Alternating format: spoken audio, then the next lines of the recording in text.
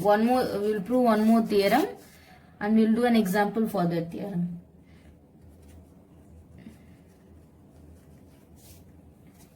I'll just write the given and to prove.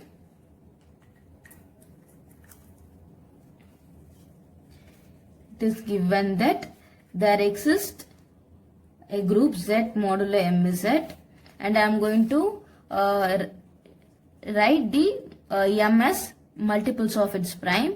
P1 into P2 goes on to, I can take Pk or whatever I want, such that Pi and Pj GCD, its GCD of Pi and Pj are 1, and for every I is not equal to j. And we are going to prove that Z, if such a group exists, Z modulo mz is isomorphic to Z modulo P1 to Z modulo P2 at its Z. Cross goes on into Z modulo pkz. So, first let me define a function phi from Z to Z P1 into Z P2.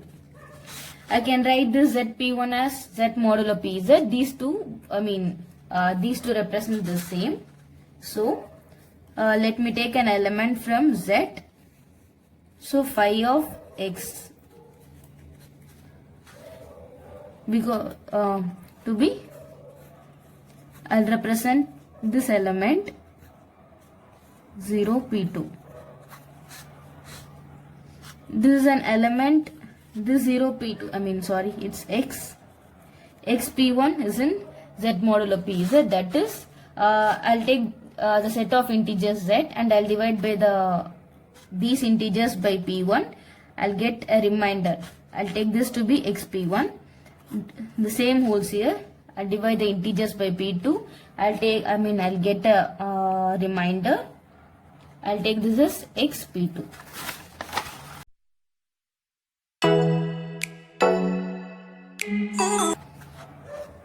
So, there is also a kernel.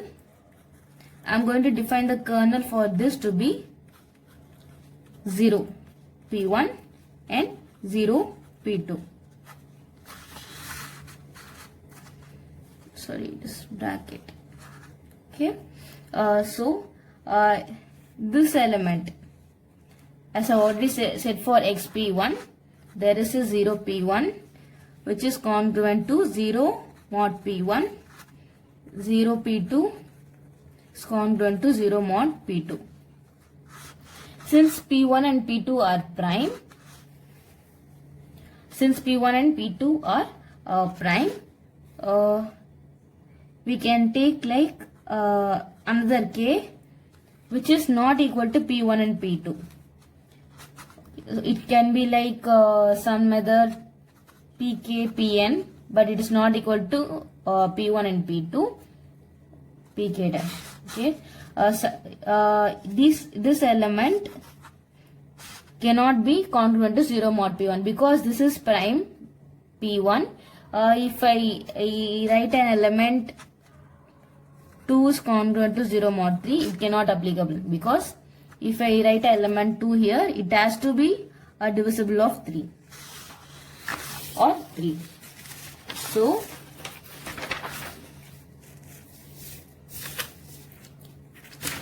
k other than p1, p2 is not possible. So, the kernel of is equal to the group generated by p1 and p2.